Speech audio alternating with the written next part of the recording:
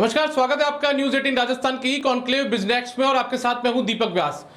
आखिर राजस्थान के उद्योगपतियों और व्यापारियों के सामने कोविड-19 के कारण कौन सी समस्याएं आ रही है, किन समस्याओं का वो सामना कर रहे हैं और आखिर उनके समाधान क्या है, इसी को लेकर आज हम चर्चा करेंगे। और हमारे साथ में खास मेहमान जुड़े हुए हैं। हमारे साथ जुड़े हुए हैं परसादीलाल मीणा जी, जो कि उद्योग मंत्री हैं राजस्थान सरकार में। इसके अलावा आरपी जोशी जी, जो कि मैनेजिंग डायरेक्टर हैं आर्टिसन एग्रो इंडिया के। और इसके अलावा हमारे साथ जुड़े हुए हैं श्रवण कालेट जी, जो कि मैनेजिंग डायरेक्टर हैं Rex pipe and cables industries limited के। आप सबका बहुत बहुत स्वागत है सर हमारी इस खास पेशकश में, कार्यक्रम में। सबसे पहले मंत्री परसादीलाल मीणा जी का हम रुख करते हैं। मंत्री जी, आखिर राजस्थान सरकार क्या कुछ कर रही है, सरकार का क्या विजन है व्यापारियों और उद्योगपतियों के लिए, वो आपसे सबसे पहले हम समझना चाहेंगे। अभी ये कोविड-19 की जो इस साल बीमारी आई है हमारी, एक तरह से हमने लॉकडाउन में हमने जो जन जागरण वो रखा, उसमें उद्योगों को चलाने के लिए पूरी छूट दी है।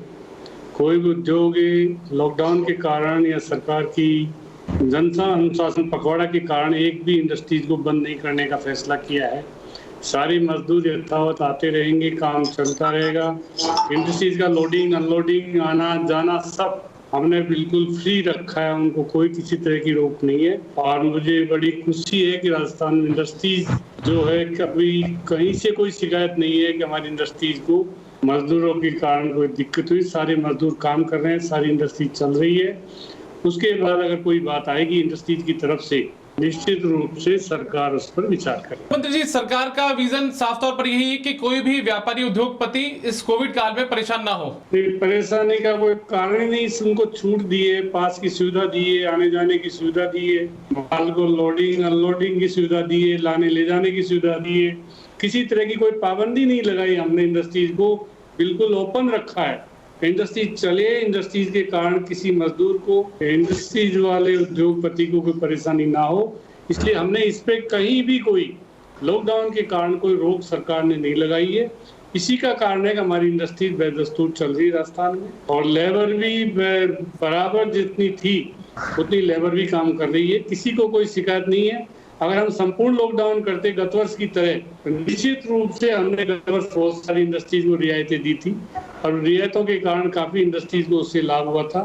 इस साल इंडस्ट्रीज को ऐसा कोई लग नहीं रहा, इंडस्ट्रीज वाले कहीं सीएम को या कहीं भी कोई नहीं लग रहा कि हमारी इंडस्ट्री नहीं चल रही है। तो आप सुन रहे थे मंत्री परसादीलाल मीणा जी को, जो कि राजस्थान के उद्योग मंत्री हैं। उन्होंने सरकार का विजन हमारे सामने रखा है कि आखिर सरकार की क्या मंशा है। सरकार की मंशा यह है कि कोविड काल में कोई व्यापारी, कोई उद्योगपति परेशान ना हो। इसके लिए काफी सहूलियत व्यापारियों को, उद्योगपतियों को इस बार दी गई है।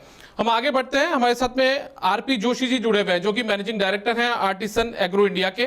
उनका रुख करते हैं। जोशी साहब, स्वागत है आपका। और सबसे पहले सर मैं आपसे जानना चाहूंगा कि मौजूदा दौर में आप जैसे उद्योगपतियों को किन परेशानियों का सामना करना पड़ रहा है इस कोविड काल के अंदर। देखिए, कोविड काल में जैसे देखा है कि लॉकडाउन इतना होता जा रहा है और ऑक्सीजन की वजह से जो मेरा उद्योग है, मेरा असल में उद्योग जुड़ा हुआ है बांस मिशन से। पहले भी हमने इससे बात की थी, हमने मंत्री जी से पहले भी, पिछली बार भी मेरा जनवरी में बात हुई थी कि हमने बांस मिशन को लेके बात की थी। हमारा है मेन किसानों के लिए, किसानों की समृद्धि के लिए, किसानों का हमारा उद्योग जुड़ा है किसानों की समृद्धि के लिए। किसानों के लिए हम क्या कर सकते हैं, गांव में कैसे लोगों को रोजगार मिल सकता है, हम मेन उसके ऊपर काम कर रहे हैं।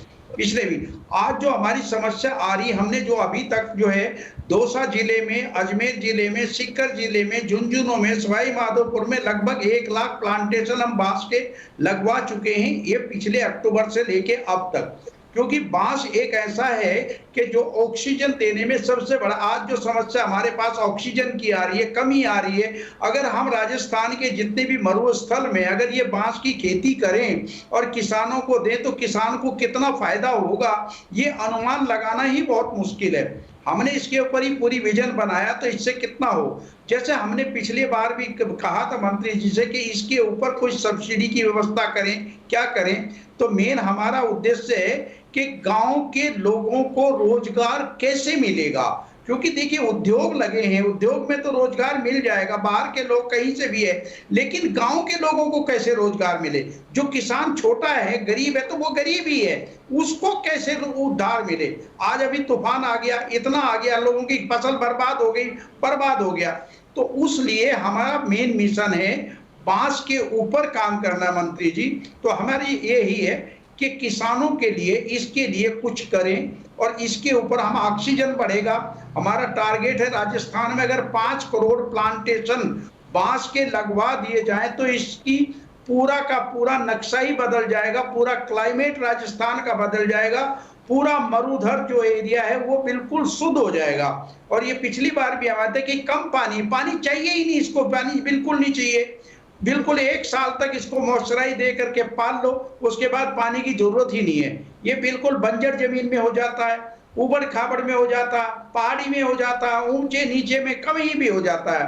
तो हमारा मेन उद्देश्य ग्रामीण क्षेत्रों के हम उम्मीद यही मंत्री जी से करते हैं कि ग्रामीण किसानों के लिए कुछ किया जाए। जोशी साहब हमारे साथ में मंत्री जी खुद जुड़े हुए हैं, आप क्या कुछ सहयोग सरकार से चाहते हैं? देखिए, सरकार से सहयोग यही चाहते हैं, अगर किसानों के लिए कोई, जैसा आप हर चीज का फंड बनाते हैं तो इस बांस मिशन के पर, बांस मिशन का एक फंड बना हुआ है पर इनको यहाँ पर नहीं मिल पा रहा है। अगर सरकार की तरफ से सब्सिडी नहीं दे सकते, अनुदान नहीं दे सकते, इतना फंड नहीं है, तो इनके लिए एक ऋण की व्यवस्था के लिए फंड बना सकते हैं, इनके लिए ब्याज मुक्त लोन दे सकते हैं किसानों को, छोटे छोटे किसानों को, ज्यादा नहीं है, 1 बीघे के ऊपर मुश्किल से उसका सारा खर्चा मिला के करीब 40,000 रुपए का खर्चा 1 बीघे पे आता है। उसका इनकम कितना होता है, 4 साल बाद 5 लाख रुपए सालाना, जीवन भर उसको 5 लाख रुपए सालाना मिलता है। वो किसान अगर 40,000 रुपया अपने पास किसान खर्च करे जमीन पे, उसके पास वो 40,000 भी नहीं, उसके पास 15,000 भी खर्चा करने के लिए नहीं है, तो बेचारा खर्चा कहां से करेगा। तो इसलिए क्या होता है, जो बड़े व्यापारी हैं, बड़ा पैसे वाला है, जो बड़े हैं, वो उनसे जमीन 5,000 10,000 के लीज पे ले लेता है और जमीन वो बेचारा किसान वहीं का वहीं रह जाता। इस तंगी में हो रहा है। हमने 1 लाख पौधे लगवाए हैं अभी तक, पर वही हमारे सामने आ रहे हैं जो व्यापारी हैं, जो लगा रहे हैं, जिनके पास पैसा है वो लगा रहे। तो हमारा मेन उद्देश्य है, अगर इसके लिए पूरे राजस्थान में कुछ नहीं सर, हमारी एक उम्मीद है हाथ जोड़ के आपसे कि इन किसानों के लिए एक बांस लगाने के लिए बांस का फंड बनाया जाए कि हम बांस लगाना है और इसका फंड मिलेगा। तो आपका सोच लीजिए कि 5 करोड़ अगर प्लांट लग गए राजस्थान में तो 5 लाख लोगों को तो परमानेंट रोजगार मिलेगा। और सरकार को रेवेन्यू कितनी मिलेगी, ये इसका अनुमान मैं अभी नहीं बता पाऊंगा। इसका रेवेन्यू कितना मिलेगा, कितने उद्योग लगेंगे, कम से कम 3,000 उद्योग बांस बेस लगेंगे, जो बांस के उद्योग हैं। आज 20 लाख मीट्रिक टन बांस हम आयात कर रहे हैं। आज हम 40,000 करोड़ रुपए की लुगदी ले रहे हैं, जो इससे बांस से बनती है। आज एथेनॉल हम बाहर से बना रहे हैं, जो बांस से बनती है। आज बायोडीजल की फैक्ट्री हमारे यहाँ लग सकती है, जो बांस से बनता है। सीएनजी की फैक्ट्री हमारे यहाँ राजस्थान में लग सकती है, जो बांस से बनती है।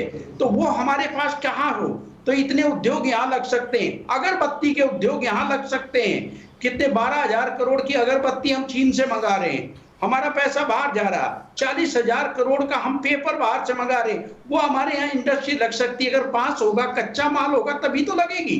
तो कितने लोगों को रोजगार मिलेगा। राजस्थान के कम से कम भी 5 करोड़ अगर प्लांटेशन हम बंबू के लगाते हैं दूसरे पौधों के निस्बत, तो 5 लाख लोगों को परमानेंट रोजगार मिलेगा और सरकार को रेवेन्यू अलग से मिलेगा। क्लाइमेट चेंज हो जाएगा। एक बांस का पौधा 230 टन ऑक्सीजन सालाना देता है। 5 करोड़ बांस लग गए तो कितना लगे होगा जी। ये सच है सर। बिल्कुल जोशी साहब, आपने कहा। अब एक बार हम मंत्री प्रसादी लाल मीणा जी का रुख कर लेते हैं। मंत्री जी, आपने सुना होगा आरपी जोशी जी को, इनका कहना है कि किसानों को सहायता यदि सरकार करती है तो काफी कुछ फायदा हो सकता है किसानों को रोजगार मिलेगा, जलवायु में भी काफी फायदा मिलेगा। तो किस तरीके की सरकार के आगे की मंशा रहेगी? राजस्थान में अभी किसानों का बांस का उद्योग लगाने, बांस पैदा करने का मिशन नहीं है और बांस की यहाँ कोई ज्यादा खेती नहीं हो रही है। अभी आप कह रहे हैं कि गत वर्ष अक्टूबर से शुरू किया है, अच्छी बात है, शुरू किया है तो। और बांस के उद्योग, ये सही बात है, बांस अगर पर्याप्त मात्रा में मिले तो बांस के उद्योग बहुत लग सकते हैं। ऑक्सीजन अच्छी मिलती है, बांस की पानी की भी आवश्यकता कम होती है। राजस्थान में पानी की भी कमी आती जा रही है। अगर किसान लगाना चाहेंगे तो सरकार की ओर से उद्योगों को लगाने में, उनको सब्सिडी देने में, दूसरे लोगों को देते हैं वैसे उनको भी सब्सिडी देने में सरकार को कोई एतराज नहीं है। हमारे पास एक भी प्रकरण अभी इस संबंध में सब्सिडी मांगने का किसानों की तरफ से कोई किसी तरह की डिमांड आई नहीं है। अगर डिमांड आएगी तो माननीय मुख्यमंत्री जी से बात करके निश्चित रूप से सरकार इस पर विचार करेगी। मैं समझता हूं कि बांस की खेती बिल्कुल उबड़ खाबड़ में भी, बंजर में भी, बिना पानी से भी होती है। अगर इसको किसान अपनाना चाहे तो सरकार निश्चित रूप से दूसरी खेती के लिए जैसे सब्सिडी देती है तो इसको भी हम अपना लेंगे। पर अभी एक भी किसान की डिमांड कहीं से नहीं आई है कि हम बांस पैदा कर रहे हैं, हमको सब्सिडी दी जाए या हमको इसके लिए प्रोत्साहन किया जाए। निश्चित रूप से सरकार इस पर विचार करेगी। अगर बांस की खेती करना चाहेंगे तो सरकार को तो बहुत खुशी है, बहुत बिना पानी में, बंजर में, हमारे मरुस्थल में, हमारे सब जगह अगर बांस पैदा होते हैं, लोग किसान लगाना चाहे तो निश्चित रूप से हम इसका स्वागत करेंगे। और जोशी जी ने सुझाव दिया था, मैंने यही कहा था कि अभी यहाँ इसका स्कोप नहीं है, कोई खेती मैंने तो देखा नहीं। बांस की कोई खेती भी कोई करता है, अमरूद की करते हैं, दूसरी फल सब्जी की करते हैं, आंवला की करते हैं, पर बांस की खेती का अभी यहाँ स्कोप नहीं है। अगर स्कोप होगा तो निश्चित रूप से आपकी बात को हम तवज्जो देकर उसके सब्सिडी के लिए कोई किसान आएगा तो सरकार इसको भी, आपने कहा था महाराष्ट्र में होती है, उड़ीसा में होती है, अगर वहाँ की हम अध्ययन करके हमारे अधिकारियों को भेज के अगर वहाँ जितनी सब्सिडी देते हैं हमारे किसान को उतनी सब्सिडी देने पर सरकार निश्चित रूप से विचार करेगी। तो बिल्कुल मंत्री जी ने अपनी मंशा और सरकार की मंशा यहाँ पर साफ कर दी है कि सरकार को सब्सिडी देने में कोई ऐतराज नहीं है, लेकिन कोई किसान यदि आगे बढ़कर इसके लिए आवेदन करेगा तो मुख्यमंत्री स्तर पर वो आगे बात भी करेंगे। हम रुक कर लेते हैं श्रवण कालेट जी का, जो कि मैनेजिंग डायरेक्टर है Rex pipe and cables industries limited के। श्रवण कालेट जी, बहुत बहुत स्वागत है आपका। सर, मैं आपसे जानना चाहता हूं कि कोरोना का कितना असर पीवीसी इंडस्ट्री पर यानी कि आपकी इंडस्ट्री पर पड़ा है और किन चुनौतियों से आप जूझ रहे हैं। साथ ही पिछली सरकार ने पीएचडी में पीवीसी पाइप्स को भी बैन कर दिया था, तो उसके बाद तो आपकी स्थिति थोड़ी खराब पहले से ही चल रही थी। देखो सर, ये कोरोना काल है, इससे कोई इंडस्ट्रीज में ज्यादा कोई फर्क वैसे इफेक्ट है नहीं, सब सही चल रही है। ट्रांसपोर्ट व्यवस्था भी सही है, बिजली, लेबर सब टाइम पे आ रहे हैं, इंडस्ट्रीज अच्छी तरह से चल रही है। पीएचडी में जो पाइप का जो लगता था वो गवर्नमेंट ने बंद किया था, पिछले गवर्नमेंट ने, और मंत्री महोदय से निवेदन भी किया था, लेकिन उसका कोई समाधान हो नहीं पा रहा है। यहाँ ये पीवीसी का छोटा मार्केट नहीं है, 21,000 करोड़ का मार्केट है सर। अगर कोई चीज बढ़िया बनी है इसीलिए लगती है सर, इसमें कोई वैसे कोई कमी नहीं है। हर स्टेट में, इंडिया में हर स्टेट में लग रही है, लेकिन राजस्थान में बैन कोई किस कारण से, किस मंशा से बंद किया गया है इसको, तो मंत्री महोदय से पिछली बार भी निवेदन किया था, अभी हम निवेदन कर रहे हैं इसको वापस चालू किया जाए, ताकि जो इंडस्ट्री जूझ रही है थोड़ी महंगाई में उसको और मात्रा में प्रोडक्शन मिल जाएगा सामने, और अच्छा माल बना के गवर्नमेंट में सप्लाई करेंगे। माल अच्छा होना चाहिए, उसकी टेस्टिंग वगैरह के अच्छे मेथड है सर।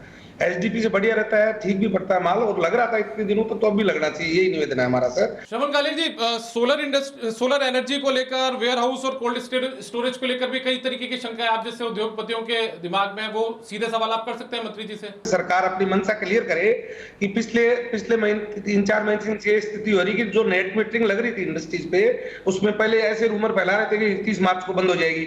अभी जो सोलर का काम करने वाले लोग हैं वो सबको ये बोलते हैं सब 30 जुलाई को हम नेट मीटरिंग बंद कर देंगे। तो सरकार ने ऐसा बोला था 2022 तक हम नेट मीटरिंग चालू रखेंगे। लोगों ने ऐसे ही प्लान कर रखा है, हमने भी कर रखा है, भाई जो नई इंडस्ट्रीज लग रही है उन पे सोलर लगाएंगे, पावर जनरेशन होगा, मेरी कॉस्ट कम हो जाएगी, अच्छी तरह से घर की बिजली बनेगी। लेकिन ये रूमर ऐसी है, तो सरकार अपने इस पे स्थिति स्पष्ट करे कि नेट मीटरिंग कब से बंद हो रही है, जुलाई से बंद हो रही है, मार्च से बंद हो रही है, क्यों सस्पेंस में उद्योगपति कुछ कर ही नहीं पा रहा है। वो किसी को ऑर्डर देता है, वो कहता है जी नेट मीटरिंग बंद हो जाएगी, और डिपार्टमेंट भी कोई स्थिति क्लियर नहीं कर रहा है। तो मंत्री महोदय से निवेदन है कि मार्च 2022 तक चले तो लोगों को अच्छा फायदा मिल सकता है सर इसका। और सोलर जनरेशन से कोई नुकसान ही नहीं है, गवर्नमेंट का बिजली उत्पन्न होती है, लगता कुछ नहीं है, अपने पास सन एनर्जी अच्छी है, इससे तो बेनिफिट ही होता है। तो निवेदन है कि इसको सर चालू रखें। दूसरा सर, मेरा वेयर हाउस पे जो कोल्ड स्टोरेज की नीति गवर्नमेंट ने निकाली है उस पे मेरा एक निवेदन है सर। उसमें लिखा है कि फार्मर को 50% सब्सिडी दी जाएगी, और दूसरे फार्मर के अलावा जैसे मान लो कोई एनजीओ है या कोई कंपनी, उनको 25% दी जाएगी। तो फार्मर जिनके पास एग्रीकल्चर लैंड है वो फार्मर है, और फार्मर जब जाके फाइल लगा के प्रोसीडिंग करता है तो कहते हैं आपके कोई अदर इनकम नहीं होनी चाहिए। अगर किसी भी तरह की आपके कोई अदर इनकम है तो आपको फार्मर नहीं माना जाएगा। अगर किसी फार्मर के अदर इनकम नहीं है तो वो फार्मर सर 2 करोड़ रुपए इन्वेस्टमेंट कर ही नहीं सकता, फिर वेयर हाउस बनेंगे ही नहीं सर। वेयर हाउस नहीं बनेंगे, लोग अपना खाद्यान्न जो भी पैदा हो रहा है उसको रखने की व्यवस्था नहीं कर पाएगी, तो जो गवर्नमेंट की जो मंशा है वो पूरी नहीं हो पाएगी। तो मंत्री महोदय से निवेदन है कि इसमें क्लियर करे सर, फार्मर वही जिसके पास एग्रीकल्चर लैंड है वो फार्मर है और उसके अगर अदर इनकम होगी तो ही वो इन्वेस्टमेंट कर पाएगा उसमें। ऐसे बैंक उसको एडवांस भी नहीं देगा, वो सब्सिडी नहीं ले पाएगा, बैंक उसको एडवांस नहीं देगा, तो वेयर हाउस नहीं बनेंगे।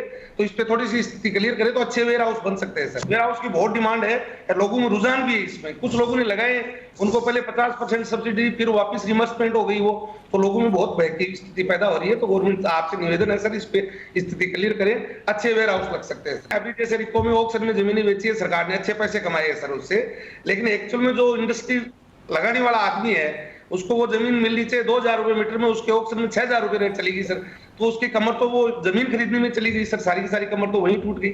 और जिसने ली है वो रियल एस्टेट के व्यापारी है, लेके उसने प्लॉट पटक दिया सर।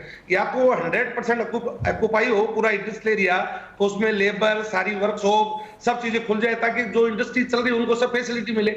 आज एक हमारा पलसाना इंडस्ट्रियल एरिया इतना बड़ा 3rd फेस आ गया सर, लेकिन चलने को तो 15 इंडस्ट्री चल रही है, बाकी सारे के सारे प्लॉट खाली पड़े। तो गवर्नमेंट को ऐसी व्यवस्था करनी चाहिए कि जो प्लॉट ले लिया किसी ने उसको तुरंत चालू करे, उसमें कितनी जीएसटी जमा हो रही है, कितना पीएफ आ रहा है, कितना ईएसआई आ रहा है, ये बहुत माध्यम है जांच करने का। जिसमें नहीं आ रहा है, जिस आदमी ने एम्प्लॉयमेंट नहीं दे रखा है, कोई ईएसआई नहीं देता है, पीएफ नहीं देता है, जीएसटी जमा नहीं करा रहा है, इसने यार्ड बना दिया, उसको गोडाउन बना दिया, उससे उसका तो काम हो रहा है, लेकिन जो गवर्नमेंट की मन से है उद्योग बढ़ाने का वो काम तो नहीं हो रहा है सर।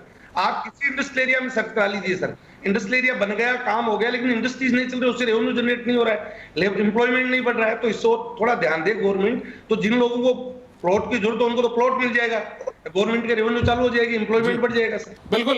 एक बार वापस से हम मंत्री परसादी लाल मीणा जी का रुख करते हैं, उद्योग मंत्री हमारे राजस्थान के, उनका रुख करते हैं। मंत्री जी, आप सुन रहे थे श्रवण कालेट जी को, कई तरीके के सुझाव भी उन्होंने सरकार को दिए हैं, कुछ समस्याएं भी उद्योगों की बताई है, जैसे इनकी पीवीसी इंडस्ट्री में पीवीसी पाइप्स को पीएचडी ने बैन कर दिया था। इसके अलावा रिको इंडस्ट्रियल एरिया में वहां पर आप लोगों ने रिको का इंडस्ट्रियल एरिया तो बना दिया, लेकिन वहां पर फैक्ट्रियां स्थापित नहीं हुई। इस तरीके की कई शंकाएं भी है, कई समस्याएं भी है। अभी हमारी सरकार आने के बाद हमने रिको में जो प्लॉट का ऑक्शन निकाला है वो ई ऑक्शन है, जिसको आवश्यकता है इंडस्ट्री लगाने की वो ई ऑक्शन में ले, पूरी ट्रांसपेरेंसी है, पूरा जिसको जहां जरूरत है वहां पर ले। और मुझे खुशी है कि हमारे 2 साल के कार्यकाल में इतने रिको के प्लॉट ई ऑक्शन से बिके हैं कि पहले कभी इतना प्लॉट नहीं बिकता था। लोगों ने इंडस्ट्री लगाई है, पहले वाली बात की मैं नहीं कहता पिछली सरकार के टाइम क्या हुआ, और हमारे यहाँ ट्रांसपेरेंसी आने के बाद, ई ऑक्शन के बाद निश्चित रूप से लोगों ने इंडस्ट्री लगाई है। गत वर्ष तो लॉकडाउन भी था, उद्योगों की मंदी भी थी, सारी लॉकडाउन के कारण बंद भी था, फिर भी हमारे 2500 प्लॉट एक साल में बिके हैं, जो पिछली सरकार के समय 5 साल में नहीं बिके। लोग इंडस्ट्री लगा रहे हैं, लोग आ रहे हैं, और ये जानकर खुशी होगी कि निश्चित रूप से हमने जमीनों की रेट भी पहले से कम हुई है। जो भी इंडस्ट्रीज की बात है, सही कहा कि हमने इंडस्ट्रीज को इस बार मुक्त रखा है, सारी इंडस्ट्री चल रही है, ना माल लाने का है, ना कच्चा माल की प्रॉब्लम है। हम चाहते हैं इंडस्ट्री चलेगी, निश्चित रूप से बेरोजगारी, जो मजदूर बेरोजगार हो जाते हैं, जो पलायन कर जाते हैं, भाई आज परेशान होते हैं, उनको निश्चित रूप से रोजगार मिल रहा है। चाहे हमने नरेगा को बंद कर दिया,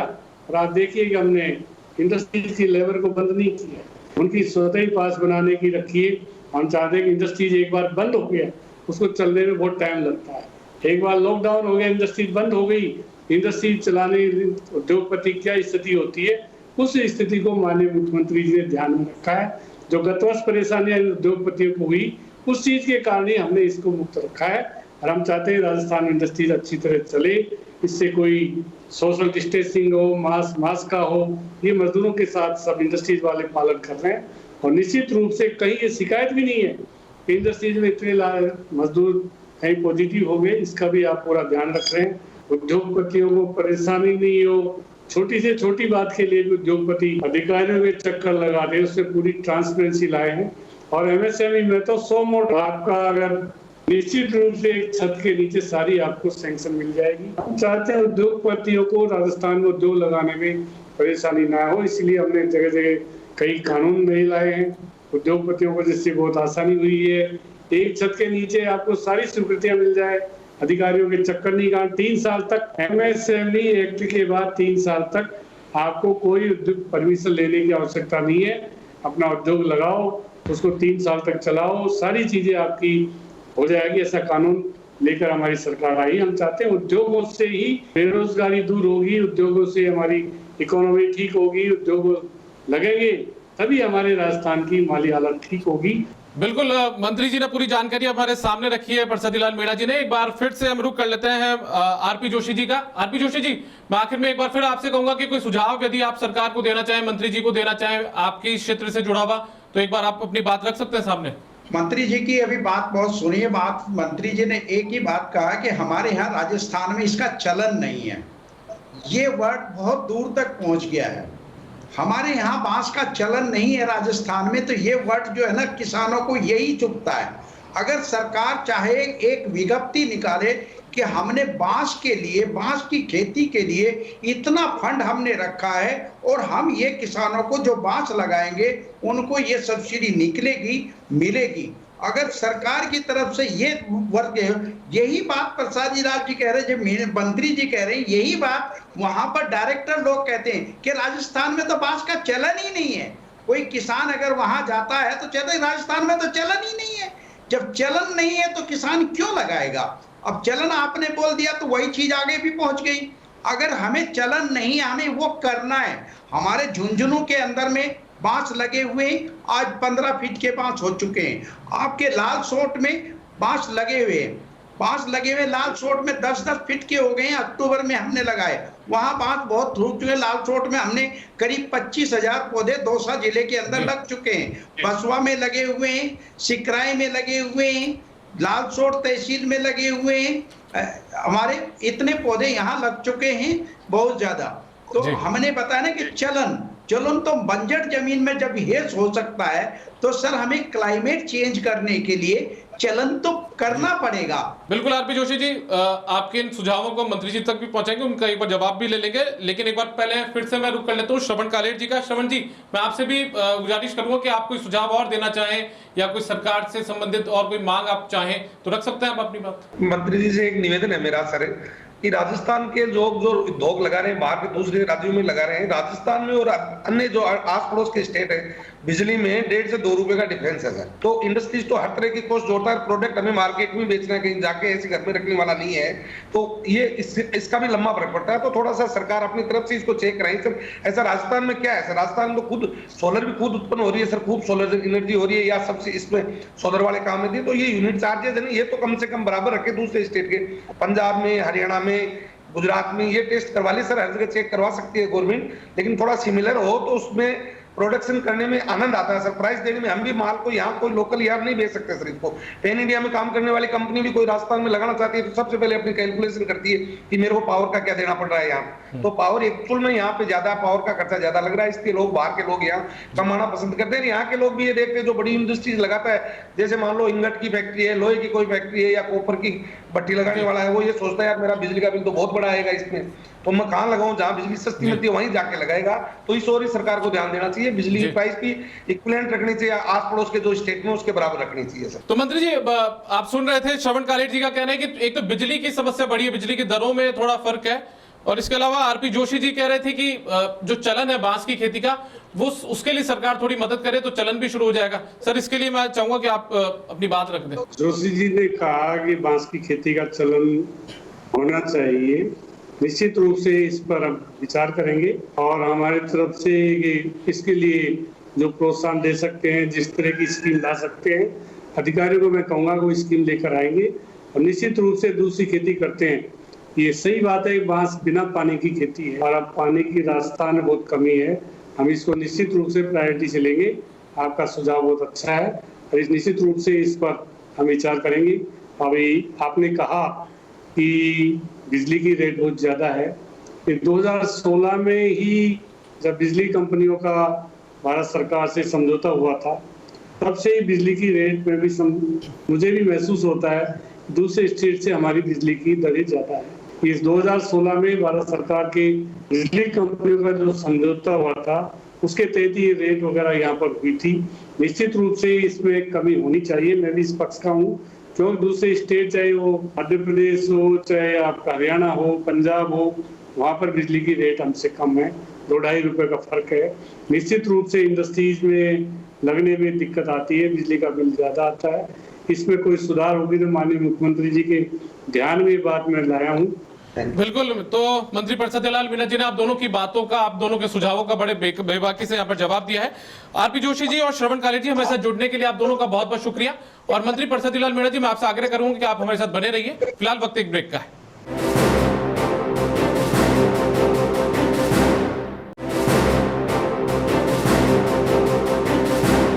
ब्रेक के बाद स्वागत है आपका हमारे ई कॉन्क्लेव बिजनेक्स में। हमारे साथ में उद्योग मंत्री परसतलाल मीणा जी जुड़े हुए हैं और साथ में अब दो खास मेहमान और हमारे साथ जुड़ गए हैं श्रवण अग्रवाल, जो कि डायरेक्टर हैं श्री खाटू श्याम कोटेक्स प्राइवेट लिमिटेड, रींगस राजस्थान के, और इसके अलावा Hemant Mehta, owner and founder Mehta plastic के। आप दोनों का भी बहुत बहुत स्वागत है सर जुड़ने के लिए।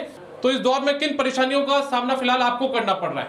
हमारी कंपनी सन 2008 से रींगस औद्योगिक क्षेत्र में गौरी ब्रांड बिनोड़ा खड़ के नाम से ऑटोमेटिक संयंत्र हमने लगा रखा है। उसमें हमारे किसान भाइयों के लिए हमने खुदरा बिक्री के लिए वहां पर खुदरा बिक्री के लिए काउंटर खोल रखा है, जिससे किसान भाई हमारी फैक्ट्री में डायरेक्ट आते हैं और हम उनसे जुड़े हुए हैं। उनसे जुड़े हुए होने के कारण उनको जो समस्याएं हो रही है वो हमने महसूस की, वो हम आपको अवगत कराना चाह रहे हैं। राजस्थान एक कृषि प्रधान प्रदेश है, जिसमें पशु पालन व डेयरी उद्योग किसानों की आजीविका का मुख्य साधन है। राजस्थान दुग्ध उत्पादन में पूरे देश में अव्वल होते हुए भी प्रति पशु दुग्ध उत्पादन में काफी पीछे है, जिससे पशुपालकों को उनकी मेहनत का उचित मुनाफा नहीं मिल पाता है। क्योंकि राजस्थान में लाइव सेंसस 2019 के अनुसार लगभग 4 करोड़, जिसमें गाय और भैंसें दोनों सम्मिलित है, जो कि राजस्थान में अपने आप में एक पशुपालन का बड़ा उद्योग है। दुग्ध उत्पादन में उद्योग में लगभग 70% खर्च पशुओं के खान पान पर होता है, जो कि हमारे यहाँ पर ना तो पशुपालक उचित आहार के बारे में जानते हैं या फिर वो किसान भाइयों को उचित आहार बाजार में मिल नहीं पाता है। तो जो कि हमारे जो सबसे बड़ी जो चुनौती है बाजार में किसान भाइयों को, जो पशुओं को खान पान होता है, उसके अंदर उसकी गुणवत्ता की जांच बराबर नहीं मिल पाती है कि वहां पर उनकी गुणवत्ता कैसी, उस आहार में कैसी गुणवत्ता आ रही है, जिससे उनके पशुओं के अंदर दुग्ध उत्पादन की क्षमता कम हो जाती है और उनकी सेहत के ऊपर भी बड़ा प्रभाव पड़ता है। गर्भ धारण भी वो बराबर नहीं कर पाती है, जिससे ये उद्योग भारी संकट में है। दूसरा, जो दुग्ध उत्पादन है उसके अंदर भी नकली दूध बनने और उसकी उचित रेट बाजार में नहीं मिलने के कारण, उनकी बराबर सप्लाई नहीं होने के कारण उनको उचित मुनाफा नहीं मिल पाता है, जो कि एक इस किसान भाइयों को बड़ी परेशानी के सामने झेलना पड़ता है। श्रवण जी, किसानों को और किसानों की कृषि के लिए और साथ में पशुपालक जो है उनके लिए भी कई योजनाएं सरकार चलाती है। क्या जमीनी हकीकत पर उनका लाभ वो किसान और वो पशुपालक ले पाते हैं? क्या लगता है आपको? राजस्थान में योजना के नाम पर 3, 4, 5 तरह की योजनाएं पशुओं के बारे में चल रही है, जिसमें जो सबसे महत्वपूर्ण योजना पशुधन बीमा योजना है, जो चल रही थी लेकिन अभी वो सक्रिय कम है। और इसके अंदर जो प्राइवेट सेक्टर के अंदर जो बीमा कंपनियां हैं, वो उनका प्रीमियम प्रति पशु ज्यादा है।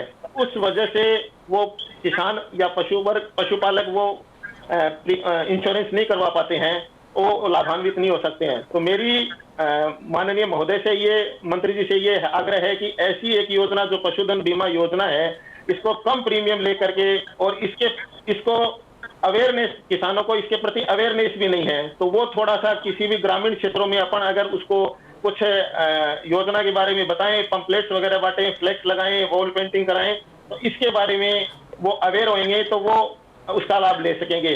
किसानों के पशुपालकों के ये एक मुख्य प्रॉपर्टी होती है, जो पशुधन होता है वो मुख्य प्रॉपर्टी होती है, लेकिन वो उसका लाभ नहीं ले पाते हैं। और इसके साथ में 2-3 तरह की योजनाएं और है, जो बोविन ब्रीडिंग एंड डेयरी डेवलपमेंट योजना है, वो भी किसान भाई वो पूरा उसके लिए अवेयर नहीं है। एक सेंट्रल हर्ड रजिस्ट्रेशन स्कीम है, जिसमें अगर किसान अपने पशु का वो हर्ड स्कीम के अंदर में, हर्ड रजिस्ट्रेशन स्कीम के अंदर अगर अपन रजिस्ट्रेशन कराते हैं, तो उसके मैसेज के द्वारा उनके डायरेक्ट मोबाइल के ऊपर और उनके जो भी लाभ मिलेंगे वो उनको मिलेंगे, और वो उचित गणना के अंदर भी उनकी वो गणना हो जाएगी, जिससे सरकार भी वो एक सही डाटा होने के कारण उनको उसके ऊपर कोई भी स्कीम क्रियान्वित कर पाएगी। चलिए, बिल्कुल। आपकी श्रवण जी, आपकी जो बातें हैं उनको लेकर हम मंत्री जी का रुख कर लेते हैं।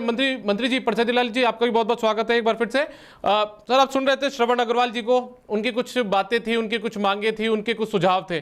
किस तरीके से सरकार लेती है इन चीजों को? हमारी सरकार ने पिछले कार्यकाल में पशुओं के लिए दवाइयाँ फ्री की थी। आज पूरे स्टेट में पशुओं के कोई बीमार होने पर उनको फ्री दवाइयाँ मिलती हैं। पिछली सरकार के समय ही हमने डेयरी के माध्यम से 2 रुपए लीटर पर लीटर पर 2 रुपए का बोनस देने का शुरुआत की थी। तो सरकार बीच में आए उसने बंद कर दिया, हमने वापस उसको चालू कर दिया। पिछली सरकार के समय दूध के भाव भी कम हो गए थे डेयरियों पर। अब देखिए इस बार हमने आकर दूध के भाव भी उन्हें बढ़ाए हैं, बोनस भी किसान को मिल रहा है, दवाई भी फ्री मिल रही है, पशुपालकों के लिए लोन वगैरह की व्यवस्था भी है। अभी और ये बड़ी एक स्कीम मुख्यमंत्री जी ने बजट में दी है, किसानों को पशुपालन के लिए बहुत कम ब्याज पर पैसा मिलेगा। वो गोपालन स्कीम लाए हैं। इसलिए निश्चित रूप से पशुओं को किस तरह, किसानों की एक तरह से आधार है, इसका आर्थिक आधार है पशुपालन, और बहुत सारे किसान डेयरी के माध्यम से अच्छा काम कर रहे हैं। आप देख लीजिए किसी भी स्टेट में, मेरे ख्याल से इंडिया में कहीं भी 2 रुपए लीटर बोनस का कहीं भी फैसला नहीं किया।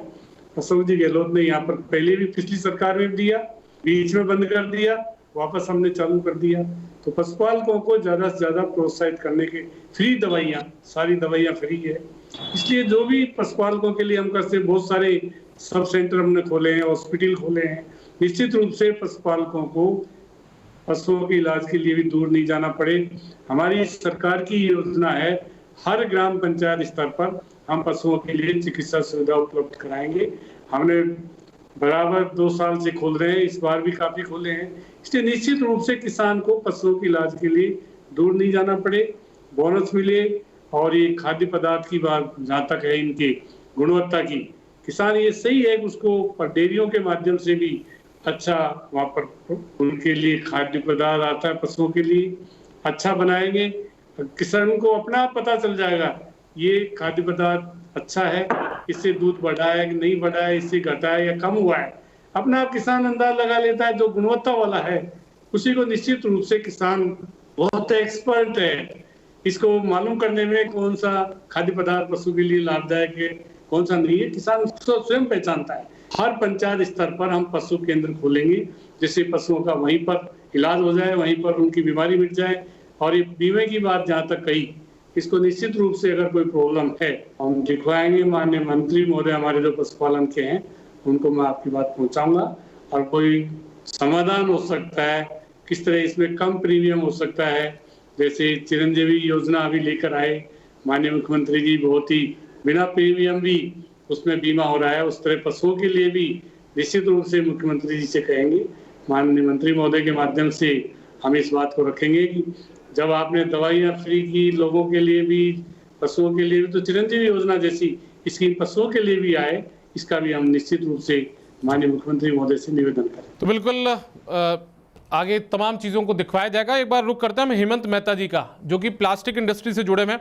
हेमंत मेहता जी, प्लास्टिक उद्योग जो है वो तो उसके कई जो पार्ट हैं वो तो एक तरीके से सीजनल बिजनेस की कैटेगरी में आते हैं, तो वो कितना प्रभावित हुआ है पिछले साल भी और इस साल भी कोविड के चलते? सर नमस्कार। सबसे पहले मैं आपको सीजनल बिजनेसेस के बारे में बताना चाहूंगा। सीजनल बिजनेसेस वो बिजनेस होते हैं जो एक पर्टिकुलर सीजन, 2 महीने 3 महीने ही जिसका काम हो पाता है, पर उसके लिए पूरी साल हमें मेहनत करनी पड़ती है। जैसे हम लोग कूलर बनाते हैं, तो कूलर बनाने के लिए आप समझिए कि पूरे 12 महीने में मेहनत करनी पड़ती है, लेकिन जो हमारी सेल्स होती है वो प्रॉपरली अप्रैल मई जून गर्मी वाले सीजन में होती है। तो पिछले साल भी लॉकडाउन की वजह से काफी सारी फैक्ट्रीज कूलर की, जो कि एक मध्यम वर्गीय है और कम आय के लोगों का एक कूलिंग का एक नेसेसरी प्रोडक्ट है, जो एसी अफोर्ड नहीं कर सकते हैं, पर कूलर चूंकि एक कम रेट में आ जाता है और राजस्थान में जितनी गर्मी पड़ती है उसके हिसाब से इसे जरूरत वाली श्रेणी में डालना चाहिए, तो इसमें बहुत ज्यादा इफेक्ट हो जाता है। हम लोग की पूरी सेल्स हैम्पर हो जाती है और जो स्टॉक्स हो जाते हैं वो बच जाते हैं, मार्केट में पैसा है वो सारा रुक जाता है। लास्ट ईयर कोविड कम था, फिर भी गवर्नमेंट एक स्कीम लेकर के आई थी कि जो हमारी किस्तें हैं उसमें 2-3 महीने का मेमोरेंडम लेकर के आई थी, पर इस बार ना तो केंद्र सरकार से या ना राज्य सरकार से इस तरह की कोई राहत हमें मिली है और डेफिनेटली ये बहुत ही मुश्किल का दौर है। काफी सारी फैक्ट्रीज भी बंद होने की कगार पर है इस टाइम। सर इन दिक्कतों का सामना कैसे कर रहे हैं और आगे की क्या प्लानिंग है आप लोगों के? फिर सर इसमें अभी हम लोग अपनी तरफ से कोशिश कर रहे हैं, जैसे हम लोग होम डिलीवरी हम लोगों ने शुरू करी है कस्टमर्स के लिए, ताकि लॉकडाउन के दौरान उनको घर से बाहर ना निकलना पड़े। उसके अलावा कुछ मुश्किल फैसले भी हमें लेने पड़ते हैं एज इंडस्ट्री, कुछ ले ऑफ करना पड़ता है और डेफिनेटली कोई मुश्किल समय आता है तो उसमें इनोवेशन करने का भी टाइम होता है। तो हम लोग इस टाइम को यूज करके आगे के लिए और अच्छी रणनीति बनाने में इसमें टाइम लगा रहे हैं। सरकार क्या कर सकती है इन तमाम समस्याओं को दूर करने में आपकी मदद? मंत्री जी को कोई सुझाव आप देना चाहें तो?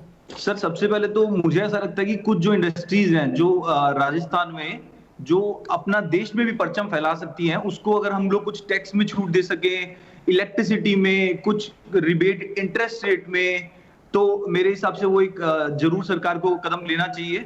और सेकंड पॉइंट, हम लोगों को ये लगता है कि जो कूलर हो गए, पंखे हो गए, जो आम लोगों का प्रोडक्ट है पर इसमें बहुत ही हाई टैक्स स्लैब है, तो इसको बारे में भी सरकार को सोचना चाहिए और कुछ ऐसे इंसेंटिव निकालने चाहिए कि जो इलेक्ट्रॉनिक्स हो गए, जो फ्यूचर है इन प्रोडक्ट्स के ऊपर, कि अगर हम यहाँ से कुछ एक्सपोर्ट करते हैं या कुछ और अदर स्टेट्स में माल बेचते हैं तो उसमें कुछ इंसेंटिव्स भी सरकार को देने चाहिए।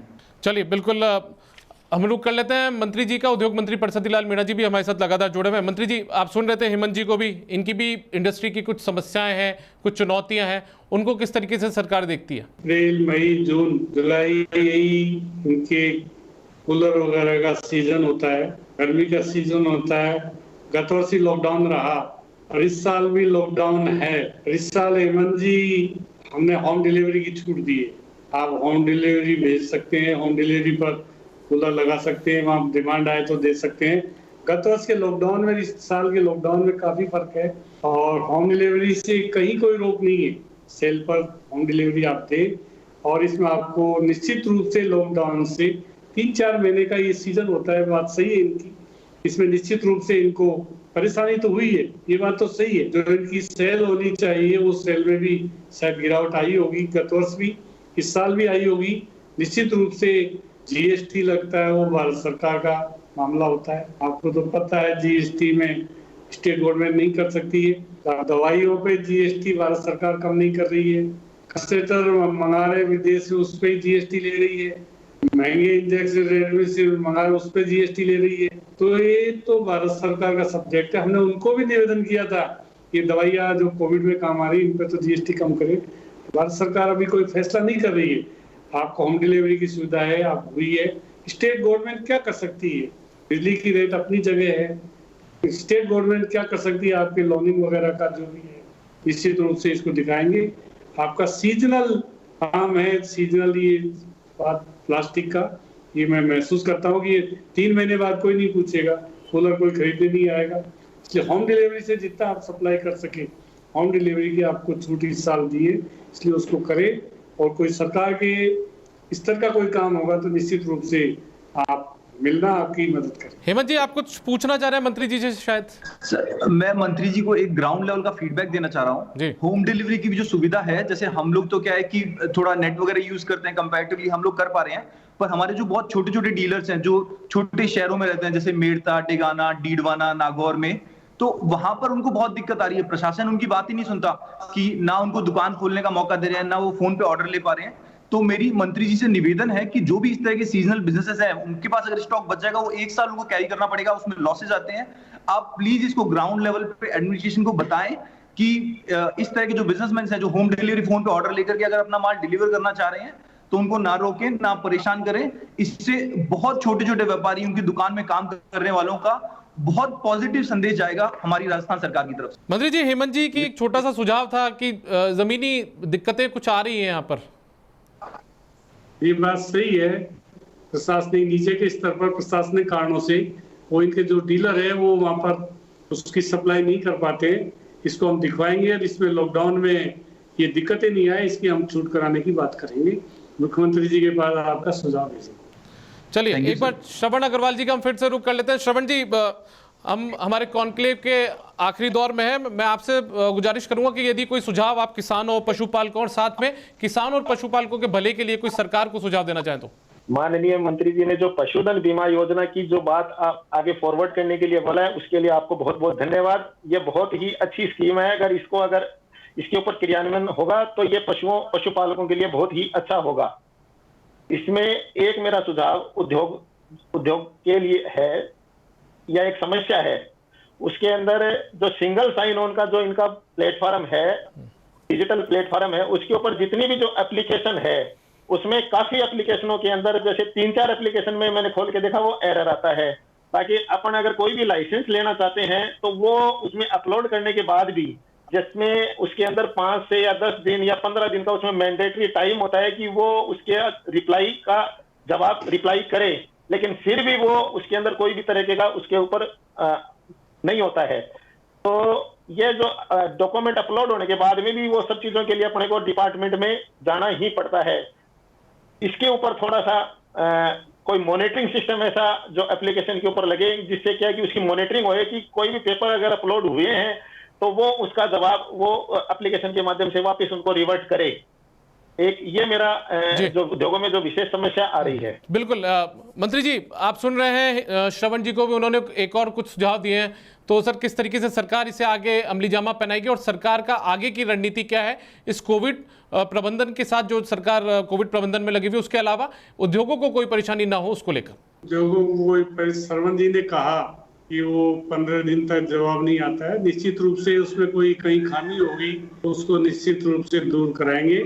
और मेरी तो उद्योग मंत्री होने के नाते यही है कि उद्योगों में कहीं परेशानी ना आए। हमने हमारी सरकार आने के बाद इन सब चीजों का सरलीकरण किया है, कहीं उद्योगपतियों को उद्योग लगाने में परेशानी ना हो, अधिकारी उनको टालम टोल ना करे। इसलिए टाइम बाउंड प्रोग्राम में ये परमिशन का हमने निश्चित रूप से प्रावधान किया है। उसको अगर परमिशन टाइम बाउंड में नहीं होती है तो 100 मोटो उसको परमिशन हो जाती है। इस तरह का प्रावधान भी हमने एक्ट में किया है। और निश्चित रूप से हमारा नया कानून आने के बाद उद्योगपतियों को एक तरह से राजस्थान में उद्योग लगाने में काफी रुचि हुई है। उसी का है, लॉकडाउन होने के बाद भी हमारे जो रिको के प्लॉट बिके हैं वो निश्चित रूप से बहुत बड़ी संख्या में, जो 20-20 साल से नहीं बिक रहे थे, जिन इलाकों में खरीदार नहीं था, वो सारी चीजें हमारी सेल हो चुकी। और इस साल तो मुख्यमंत्री जी ने बजट में 70 जगह के करीब नए इलाके चिन्हित करने के लिए कहा है, जहाँ पर रिको के औद्योगिक क्षेत्र विकसित करेंगे। निश्चित रूप से रिको के माध्यम से हम उद्योगपतियों को सस्ती, पहले से भी 30-40% तक हमने जमीनों का भी कम रेट किया है। जब मार्केट में ज्यादा चीजें होगी तो निश्चित रूप से उसकी कीमत कम हो जाएगी।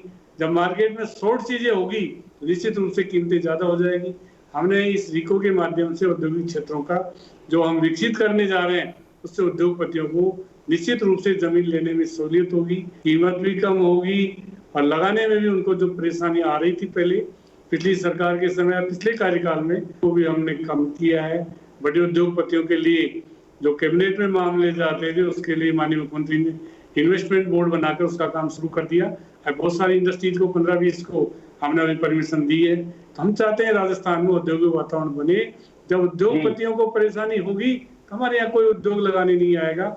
उनको सहूलियतें दे, उनको चक्कर नहीं काटने पड़े। और दफ्तरों के ऐसी हमने नया कानून बनाकर शुरुआत की है।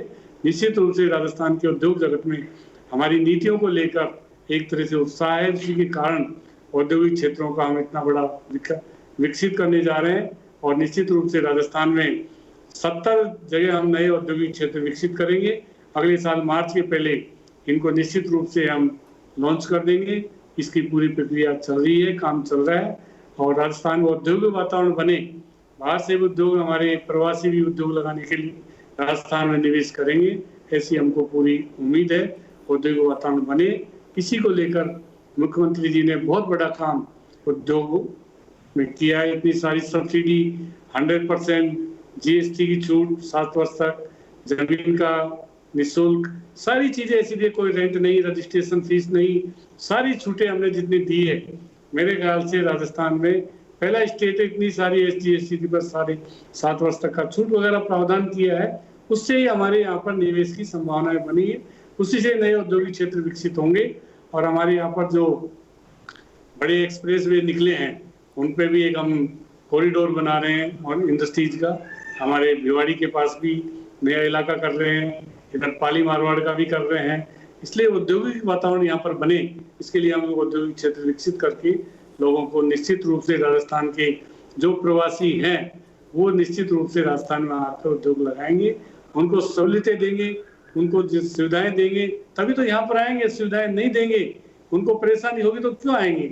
सरकार की ओर से पूरा उनका स्वागत है और हम चाहते हैं राजस्थान में ज्यादा से ज्यादा उद्योग लगे। मंत्री परसती लाल मीणा जी, आपका हमारे साथ जुड़ने के लिए बहुत बहुत आभार। इसके अलावा हेमंत मेहता जी और श्रवण अग्रवाल जी, हमारे साथ जुड़ने के लिए आपका भी बहुत बहुत आभार। तो आप देख रहे हैं ई कॉन्क्लेव, जो कि न्यूज़ 18 ने खासतौर पर व्यापारियों के लिए आज आयोजित किया, बिजनेक्स्ट, जिसके अंदर व्यापारियों ने अपनी समस्याएं रखी। इसके अलावा कुछ जो सुझाव थे वो भी सरकार को दिए, और राजस्थान सरकार के उद्योग मंत्री परसती लाल मीणा जी भी हमारे साथ जुड़े थे, जिन्होंने तमाम सरकार का विजन हमारे सामने रखा। इस खास पेशकश में इतना ही। नमस्कार।